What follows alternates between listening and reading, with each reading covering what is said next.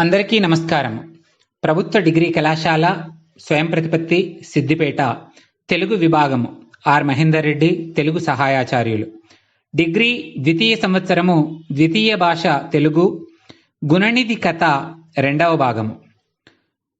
కవి సార్వభౌముడు శ్రీనాథుడు రాసిన కాశీఖండము చతుర్దాశ్వాసం నుండి తీసుకోబడిన పాఠ్యాంశము గుణనిధి కథ. సంక్షిప్తంగా కవి పరిచయము పాఠ్యభాగ నేపథ్యాన్ని విందాం. శ్రీనాథుడు 15వ శతాబ్దానికి చెందిన కవి. తల్లిదండ్రులు భీమాంబిక మారయ్య, తాత కమలనాభామాత్యుడు గొప్ప పండితుడు. శ్రీనాథుడు మొదట పెదకొమటి వేమారెడ్డి ఆస్థాన కవిగా విద్యాధికారిగా ఉన్నాడు. అనంతరం వీరభద్రారెడ్డి, సర్వజ్ఞ సింగభూపాలుడు, ప్రౌఢదేవరాయలు, సాంపరాయలు ఇలా చాలా మంది ఆస్థానాలు తిరిగాడు. అందుకనే శ్రీనాథుణ్ణి ఆస్థాన కవుల్లోకెల్లా ఆస్థాన కవిగా చెప్తారు.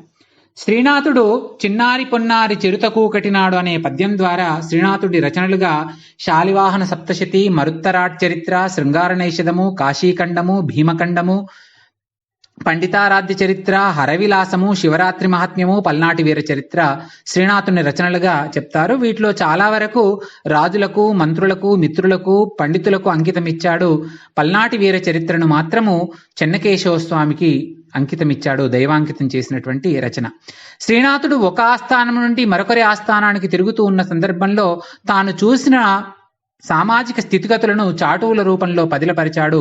తద్వారా ఆనాటి సమాజ పరిస్థితులు మనకు నేటికి తెలుస్తున్నాయి. శ్రీనాథుడు చాటు పద్యాలు చాలా ప్రసిద్ధమైనటువంటివి. శ్రీనాథుడు సీసపద్యం రాయడంలో మిక్కిలి సిద్ధహస్తుడు. ఆయన సీసపద్యం ఉయ్యాల ఊగినట్టుగా మనకు కనిపిస్తుంది. వేములవాడ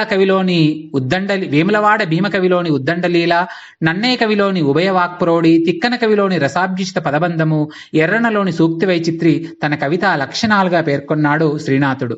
బ్రాహ్మీదత్త వరప్రసాదుడిగా, ఈశ్వరార్చన కళాశీలుడుగా, సకల విద్యా సనాతనుగా శ్రీనాథుడు తన సమకాలీన కవుల చేత పొగడబడ్డాడు. దగ్గుపల్లి దుగ్గన నాసికేతో పాఖ్యానంలో శ్రీనాథుని కవితా వైదుష్యం గురించి చాలా గొప్పగా చెప్పడం జరిగింది. శ్రీనాథుడు రాసిన కాశీఖండం అనే కావ్యంలోని చతుర్దాశ్వాసం నుండి మన ప్రస్తుత పాఠ్యాంశము గుణనిధి కథ తీసుకోవడం జరిగింది. పాఠ్యభాగ నేపథ్యాన్ని చూస్తే, అయప్పిండంగా పేరుగాంచిన కాశీఖండం చతుర్దాశ్వాసం నుండి గుణనిధి కథ తీసుకోవడం జరిగింది.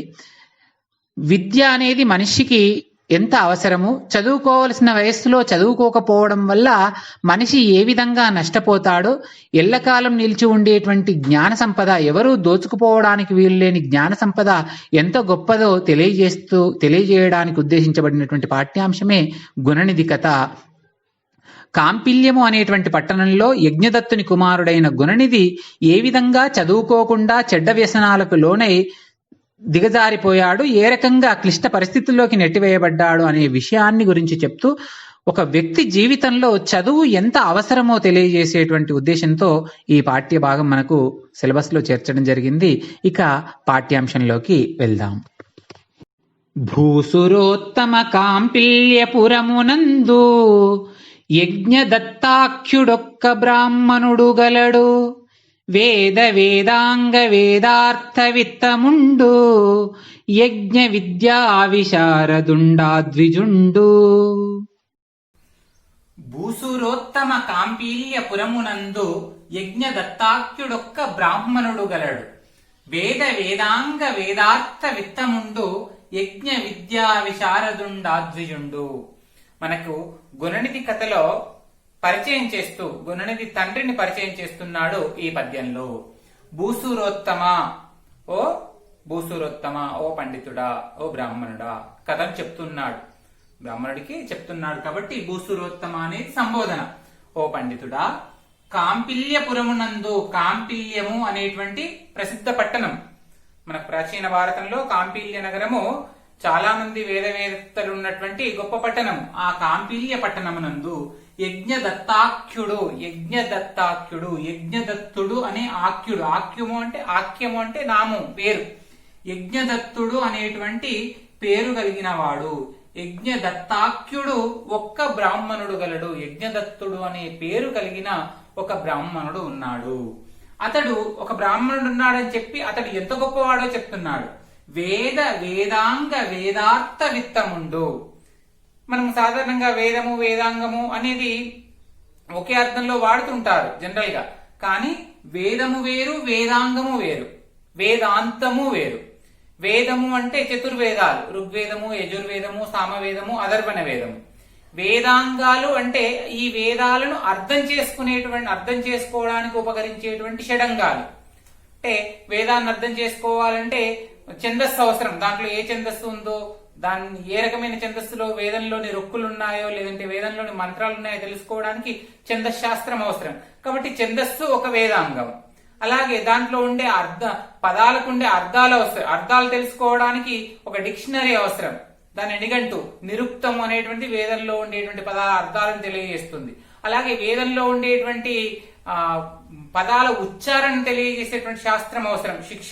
వేదంలో ఉండేటువంటి పదాల మధ్య ఉండే వ్యాకరణం అవసరం. ఇలా వేదాన్ని అర్థం చేసుకోవడానికి ఛందస్సు, నిరుక్తము, శిక్ష, వ్యాకరణము మొదలైనటువంటి 6 షడంగాలు ఉంటాయి. ఆ 6ంటిని వేదాంగాలు అంటున్నాము. అంటే కేవలం వేదం చదవడం గొప్ప కాదు, వేదం చదివి అర్థం చెప్పాలంటే ఆ 6 అంగాలు, 6 శాస్త్రాల గురించి కూడా అవగాహన ఉండాలి. అందుకే వేద వేదాంగ వేదార్థ, ఆ వేదం యొక్క అర్థాన్ని తెలిసినటువంటి విత్తముడు. విత్తము అంటే జ్ఞానము. ఇక్కడ విత్తము అంటే సంపద అని అర్థం వస్తుంది, విత్తము అంటే జ్ఞానము అని, జ్ఞాన సంపద అని అర్థం చేసుకోవాలి ఇక్కడ. అంటే వేదాన్ని అర్థం చేసుకున్నటువంటి గొప్ప జ్ఞాన సంపద కలిగినటువంటి వాడు యజ్ఞ విద్యా విశారదుండు ఆ ద్విజుండు. యజ్ఞ విద్యా విశారదుడు, యజ్ఞాల్ని నిర్వహించడంలో, యజ్ఞాల్ని చేయడంలో, రాజుల చేత యజ్ఞాల్ని చేయించడంలో గొప్ప విశారదుడు. విశారదుడు అంటే గొప్ప ప్రావీణ్యం కలిగినటువంటి వాడు, ఆ విద్యలో గొప్ప ప్రావీణ్యం కలిగినటువంటి వాడు. యజ్ఞ విద్యా విశారదుడు అంటే యజ్ఞాలను నిర్వహించడంలో గొప్ప ప్రావీణ్యం కలిగినటువంటి వాడు ఆ ద్విజుడు. ద్విజుడు అనే దానికి అర్థం 2 జన్మలు కలిగిన వాడు. సాధారణంగా బ్రాహ్మణుడికి వడక లగ్నం అంటే ఉపనయనం చేసిన సందర్భంలో దాన్ని 2వ జన్మగా భావిస్తారు. అందుకే బ్రాహ్మణుడిని ద్విజుడు అంటారు. ద్విజుడు అంటే 2 జన్మలు కలిగిన వాడు. నిజానికి ఎవరికి 2 జన్మలు ఉండవు, కానీ ఆ పదానికి వ్యుత్పత్తి ఏంటి అంటే ఉపనయనం ద్వారా 2వసారి జన్మించిన వాడు, 2వ జన్మను పొందినవాడు అనే అర్థంలో వేద యజ్ఞ విద్యా విశారదుండా ద్విజుండు, ద్విజుడు అనేటువంటి పదప్రయోగం ఇక్కడ చేయడం జరిగింది. భూసూరోత్తమ, ఓ పండితుడా, కాంపిల్యపురమునందు, కాంపిల్య అనేటువంటి పట్టణం లోపల యజ్ఞదత్తాఖ్యుడొక్క బ్రాహ్మణుడు గలడు. యజ్ఞదత్తుడనే ఒక బ్రాహ్మణుడున్నాడు. వేద వేదాంగ వేదార్థ విత్తముండు. వేదాలను వేదాంగాలను అవపోసన బట్టి గొప్ప వేద జ్ఞానాన్ని పొందినటువంటి వాడు. యజ్ఞ విద్యా విశారదుండు, యజ్ఞాల్ని నిర్వహించడంలో గొప్ప ప్రావీణ్యం కలిగినటువంటి వాడు ఆ బ్రాహ్మణుడు అని గుణనిధి తండ్రి అయిన యజ్ఞదత్తుని గురించి పరిచయం చేస్తున్నాడు ఈ పద్యంలో. ఓ పండితుడా, కాంపిల్యము అనేటువంటి ఒక పట్టణంలో ఒక బ్రాహ్మణుడున్నాడు. ఆయన వేద వేదాంగాలు అభ్యసించి గొప్ప జ్ఞానం పొందినటువంటి జ్ఞానవంతుడు. యజ్ఞాన్ని నిర్వహించడంలో గొప్ప ప్రావీణ్యం కలిగినటువంటి వాడు. అతని పేరు యజ్ఞదత్తుడు. ఆ బ్రాహ్మణుడి పేరు యజ్ఞదత్తుడు అని చెప్తూ, భూసురోత్తమ కాంపిల్యపురమునందు యజ్ఞదత్తాఖ్యుడొక్క బ్రాహ్మణుడు గలడు.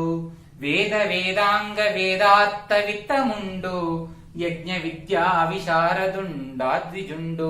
యజ్ఞ విద్యా విశారదుడు ఆద్విజుండు. విశారదుడు అంటే ప్రావీణ్యం కలిగిన వాడు, ఆ అంశంలో లోతైన జ్ఞానం కలిగిన వాడిని విశారదుడు అంటారు అని ముందుగా యజ్ఞదత్తుని యొక్క పరిచయాన్ని చెప్పి అనంతరం అతని పుత్రుండు గుణనిధి అనెడివాడు దర్పకుని తోడి జోడు సౌందర్య రేఖ. నెయ్యమలరంగ గురులు పనీతు చేసి చదువబెట్టిరివానినాచార్యులొద్దా. చదువబెట్టిరివానిన్ ఆచార్యునొద్దా. అతని పుత్రుండు గుణనిధి అనెడువాడు దర్పకుని తోడి జోడు సౌందర్య రేఖ. నెయ్యము అలరంగా గురులు ఉపనీతు చేసి చదువబెట్టిరివానిని ఆచార్యులొద్దా. ఇంతకు ముందు పద్యంలో మనము కాంపిల్యము అనేటువంటి పట్టణంలో గొప్ప వేదవేత్త అయినటువంటి యజ్ఞదత్తుడు అనే పేరు కలిగిన వాడున్నాడు. ఆయన యజ్ఞాలను నిర్వహించడంలో గొప్ప ప్రావీణ్యం కలిగిన వాడు ఆ బ్రాహ్మణుడు అని యజ్ఞదత్తుని గురించి పరిచయం చేసి, ఆ యజ్ఞదత్తుని పుత్రుండు, అతని పుత్రుండు, ఈ పద్యాన్ని మనం ముందరి పద్యంతో అన్వయం చేసుకోవాలి. అతని పుత్రుండు ఆ యజ్ఞదత్తుని యొక్క కుమారుడు గుణనిధి అనేవాడు. ఆ కుమారుడు పేరే గుణనిధి. మన పాఠ్యాంశం పేరు కూడా గుణనిధి కథ. ఆ యజ్ఞదత్తుని యొక్క కుమారుడి పేరు గుణనిధి. గుణనిధి అనేవాడు. యజ్ఞదత్తుని కుమారుడు గుణనిధి చెప్పి గుణనిధి యొక్క గుణాలని గురించి చెప్తున్నాడు.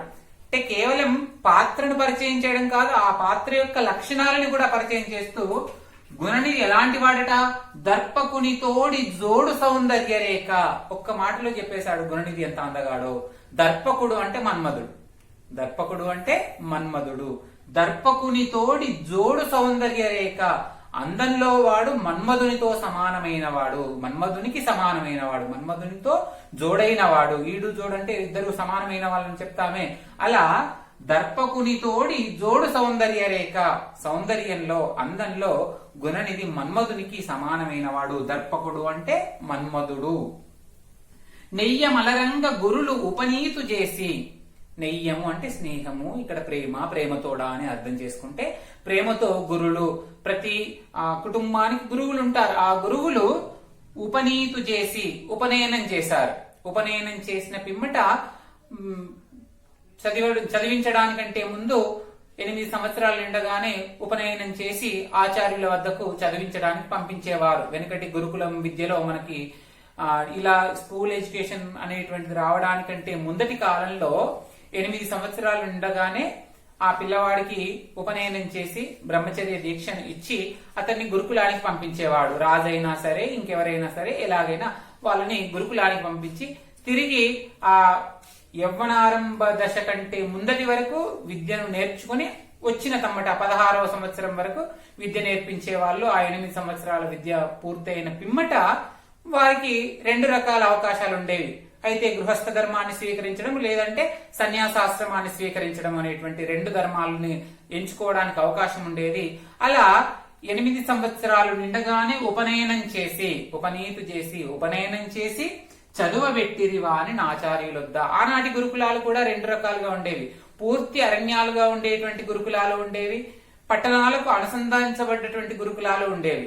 పూర్తి అరణ్యాల్లో ఉండేటువంటి గురుకులాలు విద్యార్థిని పూర్తిగా పంపించి వేస్తే చదువు పూర్తయిన పిమ్మటనే మళ్ళీ వారు ఇంటికి వచ్చేవాళ్ళు ఆ 8 ఏళ్ల పాటు. పట్టణానికి అనుసంధానించబడ్డటువంటి గురుకులాలు మనకు జస్ట్ లైక్ ఇప్పటి ఈ కాలానికి సంబంధించి డే అండ్ రెసిడెన్షియల్ లాగా, రెసిడెన్షియల్ విద్యా విధానము, డే స్కాలర్ విద్యా విధానం ఎలాగైతే ఉందో ఆ కాలంలో కూడా గురుకులాలు పట్టణానికి అనుసంధానించబడ్డటువంటి గురుకులాల్లో విద్యార్థులు రోజు వెళ్లి చదువుకునేవాళ్ళు. అరణ్యాల్లో ఉండేటువంటి గురుకులాల్లో పూర్తిగా అక్కడికి వెళ్లి చదువు పూర్తయిన పిమ్మట వచ్చేవాళ్ళు. ఈ కాంపిల్య పట్టణంలో ఉంది కాబట్టి ఈ పట్టణంలో ఉన్నటువంటి యజ్ఞదత్తుని కుమారుడైనటువంటి గుణనిధిని ఉపనయనం చేసి చదువబెట్టిరి వారిని ఆచార్యుల వద్ద, గురువుల వద్ద అతన్ని చదువుకోవడానికి పంపించారు. పట్టణానికి దగ్గరలో ఉన్న గురుకులానికి పంపించి అతనికి చదువు చెప్పిస్తూ ఉన్నారు. చదువబెట్టిరి వారిని ఆచార్యులొద్ద చదువు చెప్పిస్తూ ఉన్నారు. అతని పుత్రుండు గుణనిధి అనేడువాడు, దర్పకుని తోడి జోడు సౌందర్య రేఖ. నెయ్యమలరంగ గురులు పనీతు చేసి చదువబెట్టిరివా అని ఆచార్యులొద్ద. యజ్ఞదత్తుని యొక్క కుమారుడి పేరు గుణనిధి. ఆయన అందంలో మన్మధునికి సమానమైన వాడు. ఆయనకు స్నేహపూర్వకంగా ప్రేమతో ఆయనకు 8 సంవత్సరాలు నిండగానే ఉపనయనం చేసి గురువుల వద్ద చదివించడానికి పంపించడం జరిగింది అని చెప్పి, ద్యూత క్రీడారతుడయ్యాతడుకి తవులును దానునా సాయంబు ఆ ప్రాతస్సమయముదిరుగన్ అపేత నిజాచారుడగుచు నిల్లెడ వీటన్. ఇలా గుణనిధిని చదువుకోవడం కోసము ఆచార్యుల దగ్గరకు పంపించిన తర్వాత ఆయన ఏం చేస్తున్నాడని చెప్తూ, ద్యూత క్రీడారతుడై ఆతడు హితువులను దానును ఆ సాయంబు ప్రాతస్సమయము తిరుగన్ అపేత నిజాచారుండగుచు ఎల్లడన్ వీటన్. ఆ పట్టణంలో వీడు అంటే పట్టణం. ఆ పట్టణంలో ద్యూత క్రీడారతుడై చదువుకోవడం కోసం ఇతన్ని గురువుల దగ్గరకు పంపిస్తే చదువుకోకుండా, గుణనిధి అనేవాడు చదువుకోకుండా ఏం చేస్తున్నాడట, ద్యూత క్రీడారతుడై, ద్యూతము అంటే జూదం, ద్యూత క్రీడారతుడై ఆతడు ఆ గుణనిధి కితవులు అంటే జూదరులు, కితవులు అంటే జూదగాళ్ళు, జూదం ఆడేటువంటి వాళ్ళు. అతడు కితవులును, తాను ఆ జూదగాళ్ళు తాను ఆ సాయంబు ప్రాతస్సమయము, పొద్దు మాపు, పొద్దనక రాత్రనక, పగలనక రాత్రనక అని చెప్తూ ఆ సాయంబు ఆ ప్రాతస్సమయము తిరుగుతూ ఉన్నారు ఆ పట్టణంలో. అపేత నిజాచారుడగుచు, అపేత నిజాచారుడు, నిజాచారము, నిజ ప్లస్ ఆచారము, తన యొక్క ఆచారాలు. ఒక బ్రాహ్మణ కులంలో పుట్టినటువంటి వాడికి కులాచారం, ఇక్కడ కులము అనేటువంటిది వృత్తి ప్రాతిపదికన ఏర్పడినప్పుడు ప్రత్యేకించి ఒక్కొక్క కులానికి సంబంధించినటువంటి ఒక్కొక్క నియమాలు ఉంటాయి. అంటే వాళ్ళు చేయవలసినటువంటి నియమాలు ఉంటాయి, వాళ్ళు నిర్వర్తించాల్సినటువంటి అంశాలు ఉండేవి. ఆ నిర్వర్తించవలసినటువంటి అంశాలను పక్కన పెట్టి నిజాచారుడు, నిజాచారాలు, తను నిర్వర్తించవలసినటువంటి ఆచారాలను సాంప్రదాయాలను అపేత నిజాచారుడు అంటే విడిచిపెట్టబడినటువంటి ఆచారాలు కలిగిన వాడు. అంటే తను ఏ ఆచారాలను ఏ సాంప్రదాయాలను పాటించకుండా తన మిత్రులైనటువంటి కితవులు అంటే జూదగాళ్ళు, తన జూదగాళ్ళు మిత్రులతో కూడి ఆ సాయంబు ఆ ప్రాతస్సమయము, రాత్రి పొద్దున సమయము, ఏ కాలాన్ని లెక్క చేయకుండా పొద్దనక మాపనక ఎల్లప్పుడూ కూడా ఎల్లెడ వీటం, ఎక్కడ పడితే అక్కడ ఆ పట్టణంలో తిరుగుతూ ఉన్నారు. తండ్రి గొప్ప గొప్ప యజ్ఞ విద్యా విశారదుడు, యజ్ఞం చేయడంలో గొప్ప ప్రావీణ్యం కలిగిన వాడు, వేదాంగ వేదార్థ విత్తముడు, గొప్ప వేద జ్ఞానం కలిగిన వాడు. అలాంటి యజ్ఞదత్తుని కడుపున పుట్టినటువంటి ఈ గుణనిధి వయసు రాగానే, చదువుకోవలసినటువంటి వయసు రాగానే ఉపనయనం చేసి చదువుకోవడానికి ఆచార్యుల దగ్గరకు పంపిస్తే తను ఏం చేస్తున్నాడు? ద్యూత క్రీడారతుడై, జూదం మీద ప్రేమతో ఆయన ఆ జూదగాళ్లతో కలిసి పొద్దనక మాపనక ఎక్కడ పడితే అక్కడ ఆ పట్టణంలో తను నిర్వర్తించవలసినటువంటి ఆచారాలను సాంప్రదాయాలను, తను చేయవలసిన పనులను, ఒక రకంగా చెప్పాలంటే ఇక్కడ నిజాచారుడు అంటే తాను చేయవలసిన పనులు ఏం చేయాలి? తను నిజానికి చదువుకోవలసిన వయస్సు అది. చదువుకోవలసినటువంటి పనులను వదిలిపెట్టి జూదగాళ్లతో కలిసి తిరుగుతూ ఉన్నాడు. జూదగాళ్లతో కలిసి ఎక్కడ పడితే అక్కడ తిరుగుతూ ఉన్నాడు. ద్యూత క్రీడారతుడై యాతడు కితవులును దాను నా సాయం బా ప్రాతస్సమయము తిరుగన్ అపేత నిజాచారుడగుచు ఎల్లెడ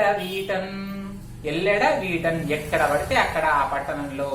జూత క్రీడారతుడై, జూదం మీద ప్రేమతో ఆ జూదగాళ్లతో కలిసి పొద్దనక మాపనక ఆ పట్టణంలో ఎక్కడ పడితే అక్కడ తను చేయవలసినటువంటి పనులన్నింటినీ వదిలిపెట్టి తను చదవాల్సిన చదువును విడిచిపెట్టి జూదగాళ్లతో కలిసి ఎక్కడ పడితే అక్కడ, ఎప్పుడు పడితే అప్పుడు, ఇక్కడ ఆ సాయంపు ఆ ప్రాతస్సమయం అన్నాడు. అంటే ఎప్పుడు పడితే అప్పుడు ఎక్కడ పడితే అక్కడ తిరుగుతూ ఉన్నాడు. అంటే చదువుకోవలసినటువంటి వయస్సులో ఉన్న గుణనిధి చదువును పక్కన పెట్టి చెడు వ్యసనాలకు బానిసై చెడ్డ పరిస్థితుల్లోకి నెట్టివేయబడ్డాడు, చెడ్డ పరిస్థితులకు బానిసైపోయి తిరుగుతూ ఉన్నాడు అని చెప్తున్నాడు. చెప్పి ఇంకా బ్రాహ్మణాచారంబు పరిహాసకము సేయునగ్నిహోత్ర విధానమన్న నలుగు సంధ్యాభివందన శ్రద్ధ యుజ్జన సేయు గీతవాద్య వినోద కేలిదగులు పాషాండ భండ దుర్భాషలావర్తించు ద్యూతకారులతోడి ఉద్దివడయు ధాతువాదుల మీద తాత్పర్యమునరించు చెలిమి వాటించు నాస్తికులతోడ నటుల మన్నించు హర్షించు విటుల జూచి పీఠమర్దులకు నరించు పెద్దరికము కౌలటేయుల బాటించు గారవించు శిష్టకుల దీక్షితుని పట్టి సిగ్గు విడిచి. ఇంకా బ్రాహ్మణాచారంబు పరిహాసకము చేయు అగ్నిహోత్ర విధానమన్న అలుగు సంధ్యాభివందన శ్రద్ధ ఉజ్జనసేయు గీత వాద్య వినోదకేలి తగులు పాషాండ భండ దుర్భాషలావర్తించు ద్యూతకారులతోడి ఉద్దివడయు ధాతువాదుల మీద తాత్పర్యమునరించు చెలిమి వాటించును నాస్తికులతోడ నటుల మన్నించు హర్షించు విటుల చూసి పీఠమర్దులకు వనరించు పెద్దరికము కౌలటేయుల పాటించు గారవించు శిష్టకుల దీక్షితుని పట్టి సిగ్గు విడిచి అని ఆ గుణనిధి ఇంతకుముందు పద్యంలో చదువుకోమ్మని పంపిస్తే గుణనిధి ఏ విధంగానైతే జూదగాళ్లతో కలిసి తాను చేయవలసిన పనులన్నింటినీ పక్కన పెట్టి పొద్దనక మాపనక ఆ పట్టణంలో ఇష్టం వచ్చినట్టు ఇష్టం ఉన్నంతసేపు తిరుగుతున్నాడు. కేవలం తిరగడమే కాదు, ఇంకా ఎంతకు దిగజారిపోయాడో ఈ పద్యంలో చెప్తున్నాడు. బ్రాహ్మణాచారంబు పరిహాసకము చేయు. బ్రాహ్మణుడు నిర్వర్తించాల్సినటువంటి విధులను నిర్వర్తించక ఎవరైనా ఆ విధులు చేసినప్పుడు, సంధ్యావందనమో ఇంకేదైనా పూజనో పునస్కారం అలాంటి చేసినప్పుడు వాళ్ళను చూసి నవ్వుతున్నాడు. వాళ్ళు చేసేటువంటి పనులను హేళన చేస్తున్నాడు, పరిహాసం చేస్తున్నాడు. బ్రాహ్మణాచారాలను పరిహాసం చేస్తున్నాడు. అగ్నిహోత్ర విధానమన్న నలుగు. అగ్నిహోత్రం సాధారణంగా బ్రాహ్మణులు అగ్నిహోత్రులుగా ఉన్నప్పుడు 3 సంధ్యల్లో కూడా అగ్నికి అర్ఘ్యమిస్తారు. అగ్నిదేవుడికి అర్ఘ్యమిచ్చి పూజిస్తారు. త్రికాల సంధ్యలు వారుస్తారు. అలా అగ్నిహోత్రము చేయాలి, ఆ పూజ చేయాలి అన్నప్పుడు, అగ్నిహోత్రాన్ని పూజించాలి, త్రికాల సంధ్య వార్చాలి అన్నప్పుడు అదంటేనే అతను కోపం వస్తుంది. అంటే ఆ పని చేయడం ఆయనకి ఇష్టం లేదు. మనకి ఎప్పుడైనా కూడా ఇష్టం లేని పని చేయమంటే కోపం వస్తుంది. అలా తన ఆచారం ప్రకారము త్రికాల సంధ్యలు వార్చాలి, ఆ 3 సార్లు అగ్నిహోత్రాన్ని సరిగ్గా చూసుకోవాలి. ఆ సందర్భంలో ఆ అగ్నిహోత్రాన్ని సరిగ్గా చూసుకొని పూజించాలి అన్నప్పుడు, త్రికాల సంధ్యలు వార్చాలి అన్నప్పుడు ఆయనకది కోపాన్ని తెప్పిస్తుంది. సంధ్యాభివందన శ్రద్ధ యుజ్జన చేయు.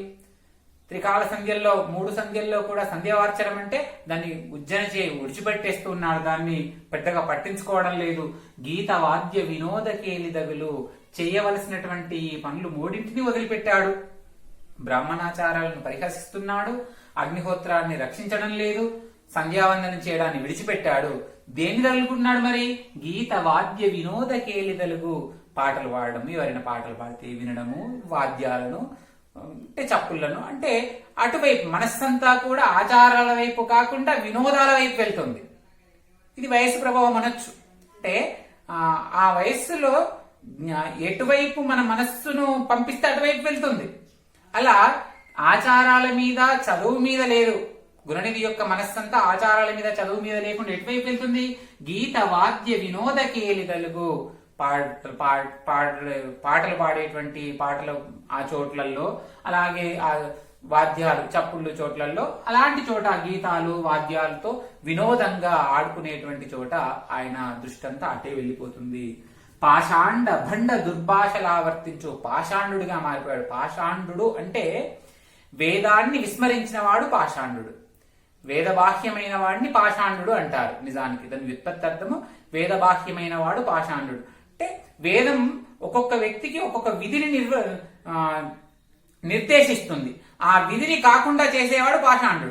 కాబట్టి ఇక్కడ గుణనిధి పాషాండు అయ్యాడు. పాషాండ భండ దుర్భాషలావర్తించు. భండ, వాడు బండరా అంటారు. భండ అంటే ఈ రాయి కాదు. భండ అంటే నీచుడు, మూర్ఖుడు. బండహాసిని అంటే వేశ్య అని అర్థం. అంటే భండ అంటే దిగజారిపోయిన వాడు అని అర్థం. భండ దుర్భాషలు అంటే చెడ్డ మాటలు. వాడి చేష్టల్లోనే కాదు, మాటలు కూడా చెడ్డ మాటలు వాడి నోటి నుండి వస్తున్నాయి. పాషాండ భండ దుర్భాషలావర్తించు. నీతి బాహ్యంగా వేదబాహ్యంగా ఉండిపోయి వేదాల్ని పట్టించుకోకుండా నీచమైనటువంటి కఠినమైనటువంటి మాటలు కూడా మాట్లాడుతున్నాడు. ద్యూతకారులతోడి ఉద్దివడియు. ద్యూతకారులు అంటే జూదగాళ్ళు. ఆ జూదాలు ఆడేటప్పుడు వాళ్ళతో గొడవలకు కూడా దిగుతున్నాడు. ఉద్ది అంటే పరస్పరం గొడవ పడేటప్పుడు శత్రువు, వాడికి ప్రతిజోదు, ఎదురు నిలిచేవాడు. అలా గొడవ పడుతూ అందరితోటి గొడవలకు దిగిపోతున్నాడు. ధాతువాదుల మీద తాత్పర్యమునరించు. ధాతువాదులు అంటే రసవాదులు. ఈ దైవాన్ని నమ్మేవారు. ఒక రకంగా చెప్పాలంటే ఈ దైవాన్ని నమ్మే వాళ్ళను, తాత్పర్యమునరించు వాళ్ళను మిక్కిలికి విపరీతమైనటువంటి ప్రశ్నలతోటి వాళ్ళను వేధిస్తూ ఉన్నాడు. చెలిమి వాటించు నాస్తికులతోడా. దేవుడు లేడని వాదించేవాడు నాస్తికుడు. ఆ నాస్తికులతోటి స్నేహం చేస్తున్నాడు. అంటే దేవుడు ఉన్నాడని చెప్పే వాళ్ళతోటి గొడవ పడుతున్నాడు. దేవుడు లేడని చెప్పే నాస్తికులతోటి స్నేహం చేస్తున్నాడు.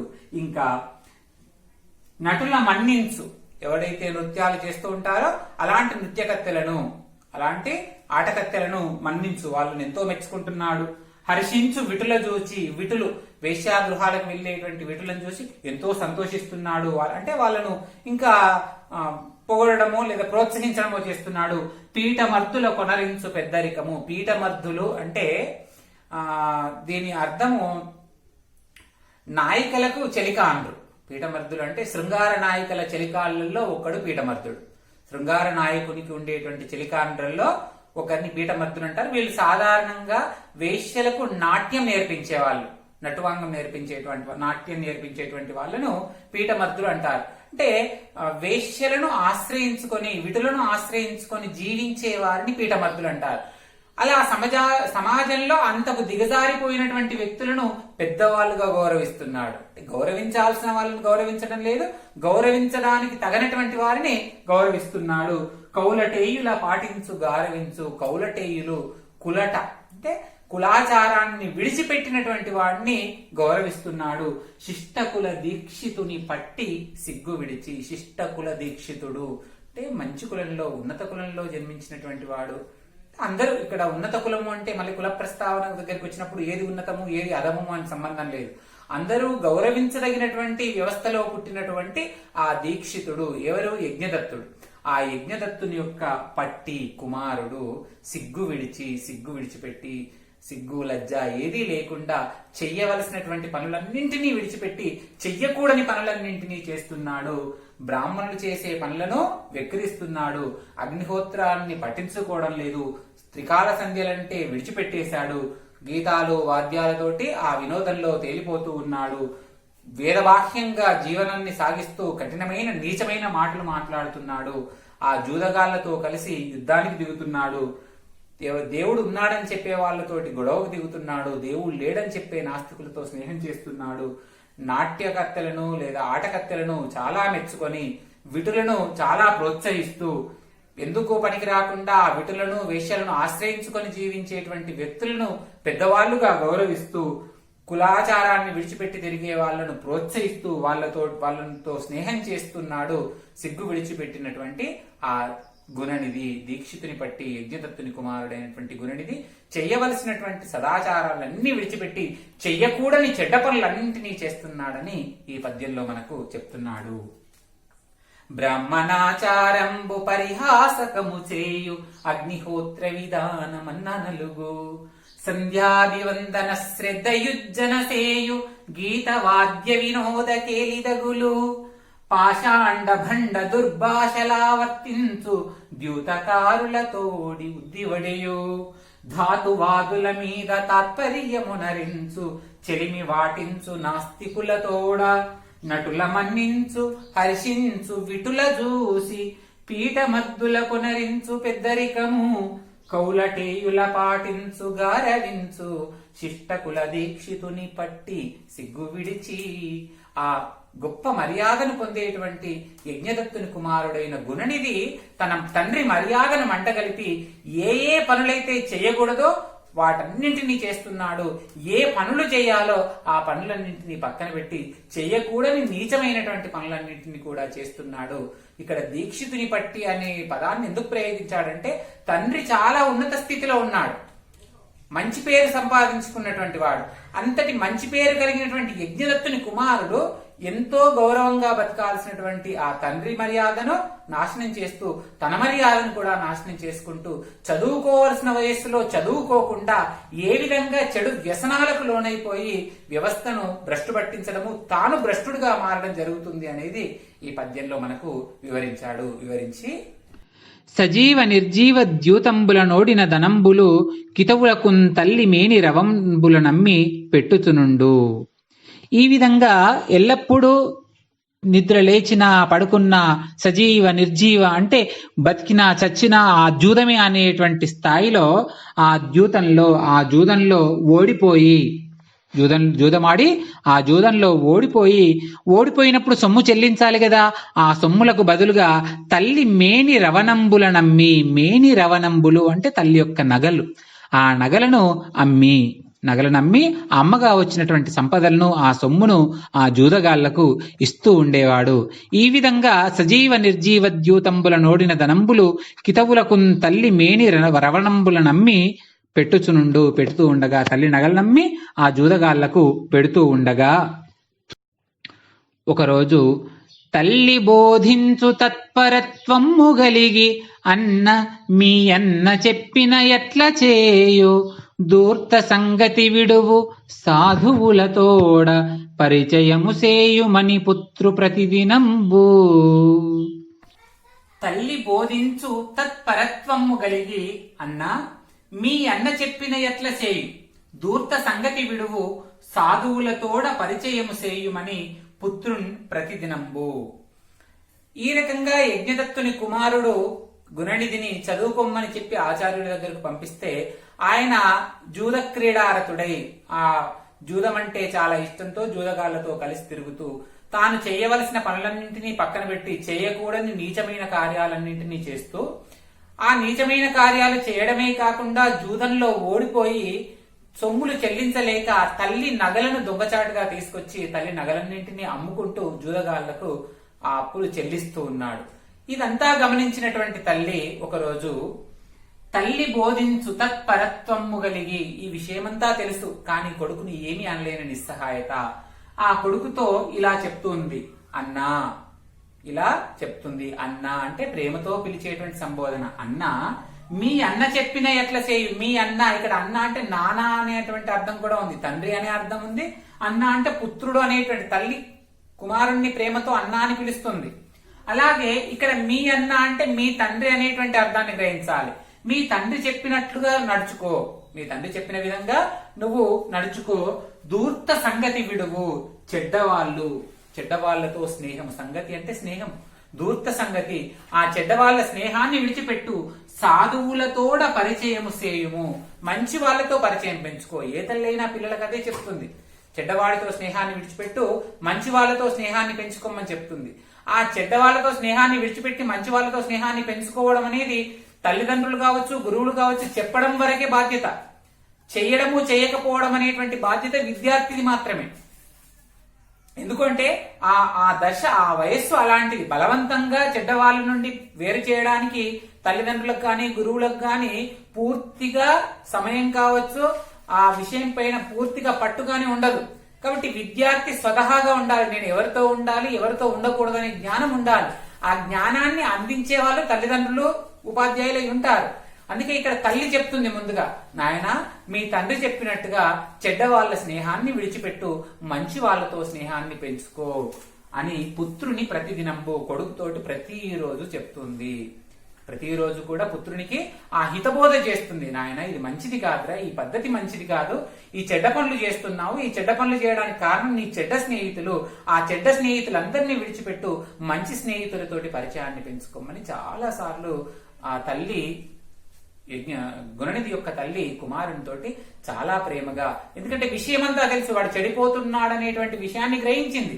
తన నగలమ్మి జూదగాళ్లకు కట్టినప్పుడే ఆ విషయాన్ని గ్రహించింది. కాబట్టి ఇకనైనా మానుకొమ్మని, ఇకనైనా మారికొమ్మని అనేక విధాలుగా ఆ కుమారునితోటి చెప్తుంది. తల్లి బోధించు తత్పరత్వము గలిగి అన్న మీ అన్న చెప్పిన ఎట్ల సేయు దూర్త సంగతి విడుము సాధువులతోడ పరిచయము సేయుము అని పుత్రు ప్రతిదినంబో, ప్రతిరోజు కూడా కుమారునితోటి చెప్తూనే ఉంది. నాయన ఇది మంచిది కాదురా, ఇది చెడ్డ పని, ఈ చెడ్డ వాళ్ళ యొక్క స్నేహాన్ని విడిచిపెట్టి మంచి వాళ్ళతో స్నేహం చేస్తే బాగుంటుంది అని చాలా సార్లు చెప్తుంది. ఎంత చెప్పినా కూడా వాడు వినడం లేదు. వినకుండా ఇంకా దీక్షితుండును గృహకార్యాభ్యాంతర వ్యగ్రుండై కొడుకు వర్తనంబు పరామర్శింపకయుండు. ఆ దీక్షితుండు యజ్ఞదత్తుడు గృహకార్యాభ్యాంతర వ్యగ్రుండై, ఇంటి విషయాలు పెద్దగా పట్టించుకోకుండా ఇంటిని నడిపించడానికి కావలసిన సొమ్మును ఆర్జించాలంటే తను పని చేయాలి. తను యజ్ఞ విద్యా విశారదుడు కాబట్టి ఆ యజ్ఞాన్ని నిర్వర్తిస్తూ ఉండాలి. అలా గృహకార్యాభ్యాంతర వ్యగ్రుండై, గృహకార్యాల నిమిత్తము తాను చేయవలసిన పనులు చేస్తున్నటువంటి వాడై కొడుకును పట్టించుకోకుండా కొడుకు వర్తమానంబు పరామర్శింపకయుండు. కొడుకు సంగతిని పెద్దగా పట్టించుకోలేదు. కొడుకు ఏం చేస్తున్నాడో, చదువుతున్నాడా, తిరుగుతున్నాడా విషయాన్ని పెద్దగా పట్టించుకోకుండా ఉండేవాడు. అలా ఉంటూ ఉండగా ఎప్పుడో ఒకసారి కొడుకు గుర్తొచ్చినప్పుడు, తను ఇంట్లో ఖాళీ సమయంగా ఉన్నప్పుడు కొడుకు గుర్తొచ్చి, ఎడపదడప తనూభవుండెచట నుండు కానరాడంచు గృహభర్త కాంతనడుగా, ఇంత దడువును నా యొద్ద నిచట నుండి అరిగె చదువంగనని భర్త కతివ మొరగు. ఎడపదడపన్ తనూభవుండెచట నుండు కానరాడంచు గృహభర్త కాంతనడుగా, ఇంత తడవును నా యొద్ద నిచట నుండి అరిగె చదువంగనని భర్త కతివ మొరగు. ఇలా గుణనిధి ఏనాడైతే చదువును పక్కన పెట్టి, సదాచారాల్ని పక్కన పెట్టి, వ్యసనపరుడై జూదగాళ్లతో తిరుగుతూ జూదంలో ఓడిపోయి ఆ ఓడిపోయిన సొమ్ములు చెల్లించడానికి తల్లి నగలమ్మేంత కింది స్థాయికి దిగజారిపోయాడో తల్లి గమనించి కాస్త మెల్లిగా చెప్పింది, నాయనా ఇది తప్పురా, మీ నాన్నగారు చెప్పినట్టుగా మంచి వాళ్లతో కలిసి ఉండు, చెడ్డ స్నేహాన్ని వదిలిపెట్టుమని. తండ్రి ఎందుకు పట్టించుకోలేడు అంటే, తండ్రి మనకు ముందే చెప్పుకున్నాము, ఆయన వేదాంత విత్తముండు, యజ్ఞ విద్యా విశారదుండు అని. యజ్ఞం చేయడంలో గొప్ప ప్రావీణ్యం కలిగిన వాడు కాబట్టి ఆయన గృహంలో ఉండడం తక్కువ, ఎక్కువగా యజ్ఞాలు నిర్వహించడంలో ఉండేవాడు కాబట్టి కొడుకు మీద శ్రద్ధ చూపించలేదు. అప్పుడప్పుడు అడిగేవాడు, ఎడపదడపం తనూబవుండెచట నుండు కానరాడంచు గృహభర్త కాంతనడుగా. అప్పుడప్పుడు ఇంట్లో ఉన్నప్పుడు కొడుకు కనిపించకపోతే కొడుకు ఎక్కడికి వెళ్ళాడు, గురునిధి ఎక్కడున్నాడు అని ఆ భార్యను అడిగితే, గృహభర్త ఆ గృహ యజమాని అయిన యజ్ఞదత్తుడు తన ఇల్లాలని అడిగినప్పుడు తల్లి ఏమని చెప్పాలి నిజానికి?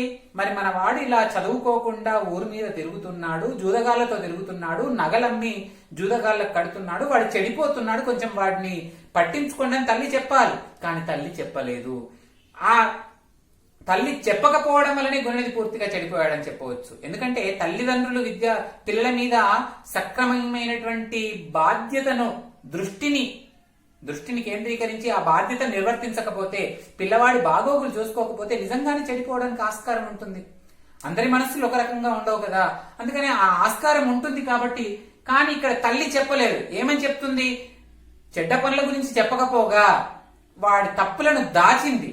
ఇంత తడవును నా వద్ద ఇచ్చట నుండి, ఇందాక నా దగ్గరనే ఉన్నాడు, మీరు రావడానికంటే ముందటి వరకు కూడా నా దగ్గరే ఉన్నాడు, ఇప్పుడే అరిగే చదువంగనని భర్త కతివ మొరగు, ఇప్పుడే చదువుకోవడానికి వెళ్ళాడు అని చెప్పింది. ఎందుకు వచ్చింది ఇలా అబద్ధం చెప్పాల్సిన అవసరం ఆ తల్లికి అంటే, కొడుకు మీద ఉన్న అతి ప్రేమతో. కొడుకు చేస్తున్న తప్పుల గురించి చెప్తే తండ్రి ఎక్కడ దండిస్తాడో, ఎక్కడ తిడతాడో, కొడుకు ఎక్కడ బాధపడతాడో అన్న అతి ప్రేమతో. అతి ప్రేమ వల్ల కూడా పిల్లలు చెడిపోతారు. మనకి మహాభారతంలో దుర్యోధనుడు ధృతరాష్ట్రుడి అతి ప్రేమ వల్ల వాటి లోపల చెడ్డ లక్షణాలు అక్కడ మొదలు కావడం జరిగింది. ఇక్కడ కూడా గుణనిధి చెడిపోయాడంటే కారణం కేవలం గుణనిధి యొక్క మనస్తత్వమే కాదు, తల్లిదండ్రుల తత్వం కూడా. తల్లిదండ్రులు సరిగ్గా పట్టించుకోకపోవడం కూడా అని చెప్పవచ్చు. తండ్రి అంటే కార్యభారం వల్ల పట్టించుకోలేడు, తల్లి పట్టించుకుంది కానీ తల్లి మాటలు వాడు వినలేదు. తల్లి మాటలు విననప్పుడు ఏం చేయాలి? తండ్రితో చెప్పించాల్సింది. కానీ చెప్పించకుండా గుణనిధి చేస్తున్న తప్పులను దాచిపెట్టింది తల్లి. దాచిపెట్టి ఇందాక ఇక్కడే ఉన్నాడు, ఇప్పుడే ఎక్కడికో వెళ్ళాడని అబద్ధం కూడా చెప్పింది. తద్వారా గుణనిధి ఇంకా దిగజారిపోయాడని చెప్పవచ్చు.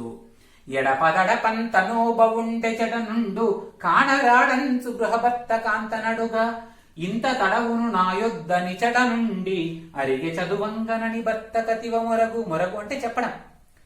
అప్పుడప్పుడు ఆయన కార్యభారం వల్ల పెద్దగా పట్టించుకోకపోయినా అప్పుడప్పుడు అడిగేవాడు, కొడుకు ఎక్కడికి వెళ్ళాడని. అడిగితే సమాధానం చెప్పకుండా, కొడుకు చేస్తున్న చెడ్డ పనుల గురించి చెప్పకుండా, అయ్యో ఇందాక నా దగ్గరే ఉన్నాడు, ఇప్పటిదాకా ఇక్కడే ఉన్నాడు, మీరు రావడానికంటే ముందే ఇప్పుడే చదువుకోవడానికి వెళ్ళాడు. చూడండి, బయటకు వెళ్ళాడని కూడా కాదు, చదువుకోవడానికి వెళ్ళాడు అంటే. ఈ మాటలు విన్న తర్వాత యజ్ఞదత్తుడు కూడా, ఓహో వాడు బాగానే చదువుకుంటున్నాడు, ఈ తల్లి బాగానే పట్టించుకుంటుందని భావించి ఉండొచ్చు. తద్వారా తండ్రి పెద్దగా పట్టించుకోలేదు, తల్లి మాట వాడు వినలేదు. ఇంకా ఇంకా ఇంకా ఇంకా వాడు దిగజారిపోవడానికి అవకాశం ఇచ్చినట్టయింది. ఎందుకు తల్లి దాచిపెట్టింది అంటే, కోరగా ఎదురు చూడగా పుట్టినటువంటి బిడ్డ కాబట్టి. వెనకటి రోజుల్లో ఎక్కువ సంతానం ఉండడం వల్ల పిల్లల మీద అతి ప్రేమ ఉండేది కాదు, ప్రేమ ఉండేది కానీ అతి ప్రేమ ఉండేది కాదు. కానీ తక్కువ సంతానం ఉన్నటువంటి ఇళ్లలో పిల్లల మీద అతి ప్రేమ ఉంటుంది. ఆ అతి ప్రేమ వల్ల వాడు చెడిపోతాడు. మనకు ఇవాళ రోజుల్లో సింగిల్ చైల్డ్ ఉన్నటువంటి కుటుంబాల్లో పిల్లవాడి యొక్క పరిస్థితి, మనస్తత్వము ఎలా ఉంటుందో చాలా చోట్ల మనకు వెల్లడవుతుంది. పెరిగి పెద్ద అయిన తర్వాత వాళ్ళకు ప్రత్యేకించి వాళ్ళ మనస్సును మార్చడానికి, వాళ్ళ మనస్థితి దిగజారిపోయిన మనస్థితిని సెట్ చేయడానికి అనేక వైద్యశాలలు కూడా పుట్టుకొచ్చాయి. ఇది ఆ కాలం నాడే మనకు కనిపిస్తుంది గుణనిధి కథ ద్వారా. ఏకైక సంతానం కావడం వల్ల వాడు చేస్తున్నటువంటి చెడ్డ పనులను తండ్రికి చెప్పలేక తల్లి ఆ తప్పులను దాచిపెట్టడం వల్ల వాడు మరింత దిగజారిపోయి ఇంకా ఇంకా తప్పులు చేయడానికి ఆస్కారం ఇచ్చినట్టయింది. ఎందుకు చెప్పలేదు తల్లి అంటే, గొడ్డు వీగి కన్న బిడ్డండు కావున ఒక్కరుండు కాననుత్పలాక్షి, దూర్తుడైన వాణి దుశ్చేష్టితములెల్ల అదిపు నెరుగనీక ఎడచుచుండు. గొడ్డు వీగి కన్న బిడ్డండు కావున ఒక్కరుండు కావున ఉత్పలాక్షి, దూర్తుడైన వాని దుశ్చేష్టములెల్లా అదిపు నెరుగనీక అడచుచుండు. ఇందాకే మనం చెప్పాం, ఎందుకు తల్లి చెప్పలేదు, ఎందుకు తండ్రి కొడుకేడని అడిగితే ఇప్పటిదాకా ఇక్కడే ఉండి ఇప్పుడే చదువుకోవడానికి బయటకెళ్ళిందని అబద్ధం చెప్పింది అంటే కొడుకు మీద ఉండేటువంటి అతి ప్రేమ వల్ల. ఎందుకు అతి ప్రేమ? గొడ్డు వీగి కన్న బిడ్డండు కావున.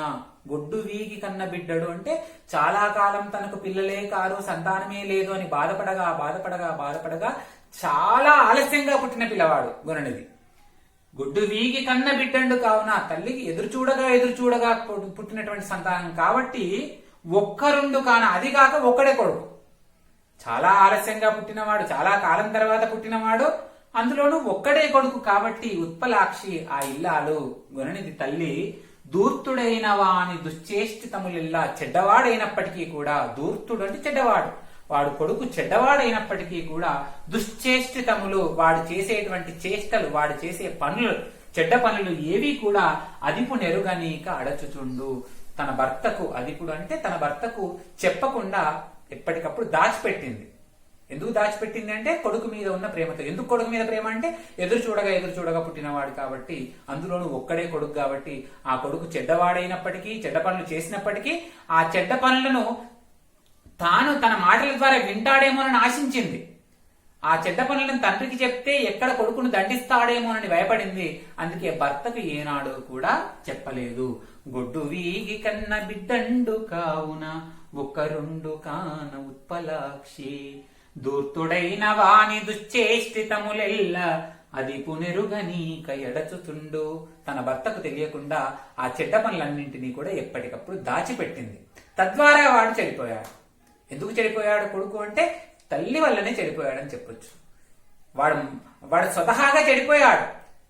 మొక్కై వంగంది మానై వంగున అని వాడు మొదటగా చెడిపోయినప్పుడే తల్లికి తెలుసు. తన నగలమ్మి జూదగాళ్లకు కట్టినప్పుడే తనకు తెలుసు. అప్పుడే వాడిని ఆపి ఉంటే వాడు ఇంకా దిగజారిపోయేవాడు కాదు, ఇంకా ఇంకా చెడు వ్యసనాల బారిన పడి ఉండేవాడు కాదు. కానీ ఒక్కగానొక్క కొడుకు, చూడగా పుట్టినటువంటి కొడుకు అన్న కొడుకు మీద ప్రేమతో ఈ కొడుకు యొక్క చెడ్డ పనులు తండ్రికి చెప్తే ఎక్కడ తండ్రి కొడుకును నిందిస్తాడో కొడతాడో అన్న భయం చేత కొడుకు యొక్క చెడ్డ పనులను తండ్రికి చెప్పలేదు. చెప్పకపోవడం వల్ల వాడు చెడిపోయాడు. ఇలా ఆ గుణనిధి చెడ్డ పనులు చేస్తూ ఉండగా కాలం గడుస్తూ ఉంది. తండ్రి అడుగుతున్నప్పుడల్లా తల్లి ఆ చెడ్డ పనులను దాచిపెడుతూ ఉంది. కొంతకాలం గడిచిపోయింది. కొంతకాలం గడిచిపోయిన పిమ్మట చూడాకర్మానంతరంబున షోడశ వర్షంబున గృహ్యోక్త ప్రకారంబున అతనికి వివాహంబు చేసి ప్రత్యహంబును. ఈ విధంగా కొంతకాలం జరిగిన తర్వాత చూడాకర్మాంతరంబున, చూడాకర్మ అంటే పుట్టు వెంట్రుకలు తీయడం.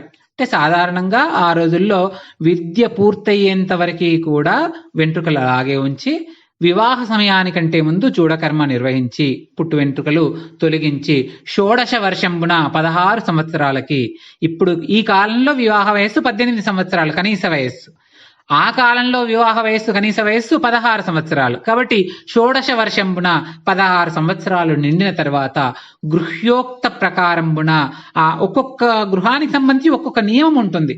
ఆ ఇంటికి సంబంధించిన నియమం ప్రకారం ఆయనకు వివాహం చేసి, ఆయనకు అంటే గుణనిధికి వివాహం చేసి పెళ్లి చేశారు. పెళ్లి చేసి ప్రత్యహంబును, ప్రతిరోజు కూడా పెళ్లి చేసిన తర్వాత ప్రతిరోజు స్నేహార్ధ హృదయమయ్యతి సాహస కృత్యములు మాన్ప సమకొల్పుటకై ఊహాపోహ విచార సమాహిత గతి తల్లి సుతుని మరి బోధించున్. 16 సంవత్సరాలకి గుణనిధికి వివాహం చేసిన పిమ్మట తల్లి స్నేహార్ధ హృదయై, కొడుకు మీద ప్రేమతో, ఇక 16 ఏళ్ల తర్వాత వివాహం చేసిన తర్వాత కోపగించి చెప్తే, బెదిరించి చెప్తే వాడు వినడు కాబట్టి స్నేహార్ధ హృదయై, ప్రేమతో మెత్తగా చెప్పడం మొదలుపెట్టింది. స్నేహార్ధ హృదయై అతి సాహస కృత్యములు మాన్ప సమకొల్పుటకై, అతి సాహస కృత్యాలు, గొప్ప ఆవేశంతో, గొప్ప ఉత్సాహంతో, సాహసంతో, అంటే తండ్రిని ఎదురించి చేసేటువంటి పనులు, తండ్రికి తెలియకుండా చేసేటువంటి పనులు కాబట్టి సాహస కృత్యాలే. అలా అతి సాహస కృత్యాలు మాన్పించడం కోసము, మాన్ప సమకొల్పుటకై మాన్పించడం కోసం, కొడుకు చేసేటువంటి ఆ చెడ్డ పనులను నిరోధించడం కోసము ఊహాపోహ విచార సమాహిత గతి, ఏం జరుగుతుంది, ఏం చేస్తే ఎలా ఉంటావు, నువ్వు చేయడం వల్ల ఎలాంటి నష్టం జరుగుతుంది అనేటువంటి విషయాలను తల్లి సుతుని మరి బోధించున్. ఆ తల్లి కొడుకు అనేక రకాలుగా బోధించింది. వివాహం జరిగిన తర్వాత మీరు రోజు కూడా కూర్చుండబెట్టుకొని నీవు చేసేటువంటి పనుల వల్ల కుటుంబానికి ఎలాంటి నష్టం జరుగుతుంది, నీకు ఎలాంటి నష్టం జరుగుతుంది, నీ తదనంతరం నీ వంశానికి ఎలాంటి నష్టం జరుగుతుంది అనేటువంటి విషయాలన్నింటినీ కూడా చాలా ప్రేమగా తల్లి కుమారునికి చెప్పడం మొదలుపెట్టింది. ఈ విధంగా గుణనిధి ఎలా చెడిపోయాడో, చెడిపోయిన పిమ్మట తల్లి ఏ రకంగా అతనికి మంచి చెడ్డలు చెప్పడం ప్రారంభించింది అనేది మనం 1వ భాగంలో నేర్చుకున్నాము. ఈ భాగంలో నేర్చుకున్నటువంటి పాఠ్యభాగ సారాంశాన్ని మళ్ళీ ఒక్కసారి పునశ్చరణ చేసుకుందాం. కాంపిల్యము అనేటువంటి పట్టణం లోపల యజ్ఞదత్తుడనే ఒక వేదవేత్త ఉండేవాడు. ఆయన యజ్ఞాలను నిర్వహించడంలో గొప్ప ప్రావీణ్యం కలిగినవాడు. ఆయన కుమారుడి పేరు గుణనిధి. ఆ గుణనిధి సౌందర్యంలో దర్పకునికి సరిజోడు, మన్మధుని లాంటివాడు. ఆ గుణనిధికి ఉపనయనం చేసిన పిమ్మట ఆచార్యుల దగ్గర చదవడానికి పంపించారు. అయితే ఆ గుణనిధి చదువుకోవడానికి వెళ్ళడానికి బదులుగా జూదగాళ్లతో కలిసి, జూదం మీద ఇష్టంతో జూదగాళ్లతో కలిసి పొద్దనక మాపనక ఆ పట్టణంలో ఎల్లప్పుడూ తిరుగుతూ ఉండేవాడు. తాను చేయవలసినటువంటి పనులన్నింటినీ విడిచిపెట్టి బ్రాహ్మణుల యొక్క ఆచారాలని హేళన చేస్తూ, త్రికాల సంధ్యలను వదిలిపెట్టి, అగ్నిహోత్రాన్ని రక్షించాలన్న ఆలోచనను విడిచిపెట్టి ఎల్లప్పుడూ ఆటపాటల్లో తేలియాడుతూ ఉండేవాడు. నీచులకు పెద్దరికమిచ్చేవాడు. ఎల్లప్పుడూ కూడా ఆ జూదగాళ్లతో తిరుగుతూ ఉండేవాడు. నాస్తికవాదులతో స్నేహం చేస్తూ ఉండేవాడు. గొప్ప వంశంలో పుట్టినటువంటి ఆ యజ్ఞదత్తుని కుమారుడైన గుణనిధి మంచి పనులన్నింటినీ పక్కన పెట్టి చెడ్డ పనులు చేస్తూ ఉండేవాడు. ఇలా చేస్తూ చేస్తూ తాను జూదంలో ఓడిపోయి ఆ ఓడిపోయిన సొమ్ములు చెల్లించడానికి తన తల్లి నగలమ్మి ఆ డబ్బులు చెల్లించేవాడు. ఇది గమనించినటువంటి తల్లి, నాయనా, మీ తండ్రి గారు చెప్పినట్టుగా చెడ్డ పనులు మానుకో, చెడ్డవారితో స్నేహాన్ని విడిచిపెట్టి మంచివారితో స్నేహం చేయని మెత్తగా చెప్పింది. అయినా కూడా వాడు వినలేదు. తండ్రి గృహకార్యాల నిమిత్తం కొడుకు గురించి పెద్దగా పట్టించుకోలేదు. అప్పుడప్పుడు కొడుకు ఎక్కడికి వెళ్ళాడని తల్లిని అడిగితే కొడుకు మీద ఉన్న ప్రేమతో ఇప్పటి వరకు నా దగ్గరే ఉన్నాడు, ఇప్పుడే చదువుకోవడానికి వెళ్ళాడని తల్లి అబద్ధం చెప్పింది. ఎందుకు అబద్ధం చెప్పాల్సి వచ్చిందంటే ఎదురు చూడగా చాలా కాలానికి పుట్టిన ఏకైక కుమారుడు గుణనిధి కాబట్టి గుణనిధి చేస్తున్న చెడ్డ పనులను చెప్పడం వల్ల తండ్రి ఎక్కడ బెదిరిస్తాడో కొడతాడో అన్న భయం చేత గుణనిధి చేస్తున్న చెడ్డ పనులను చెప్పలేదు. ఇంకా వాడు మరీ దిగజారిపోయి చెడ్డ పనులు చేస్తూ ఉన్నాడు. ఇలా కొంతకాలం జరిగిన పిమ్మట గుణనిధికి 16 సంవత్సరాలు వచ్చిన తర్వాత చూడాకర్మం చేసి ఆ పుట్టు వెంట్రుకలు తీసివేయించిన తర్వాత ఆయనకు ఆ ఇంటి నియమం ప్రకారం 16వ ఏట వివాహం చేశారు. వివాహం చేసిన తర్వాత నేను కొడుకు మారుతాడేమో అనేటువంటి ఆశ చేత తల్లి ప్రేమతో కొడుకును దగ్గర కూర్చుండబెట్టుకొని, నీవు చేస్తున్న చెడ్డ పనుల వల్ల ఎలాంటి నష్టం జరుగుతుంది, తద్వారా తండ్రికి ఎలాంటి చెడ్డ పేరు వస్తుంది, కుటుంబానికి ఎలాంటి చెడ్డ పేరు వస్తుంది అనేటువంటి విషయాలను కొడుకుతోటి చెప్పడం మొదలుపెట్టింది. ఇంతవరకు మనము గుణనిధి కథ పాఠ్యాంశంలో మొదటి భాగాన్ని విన్నాము. ధన్యవాదాలు. ఆర్ మహేందర్ రెడ్డి, తెలుగు సహాయాచార్యులు, ప్రభుత్వ డిగ్రీ కళాశాల, స్వయం ప్రతిపత్తి, సిద్దిపేట.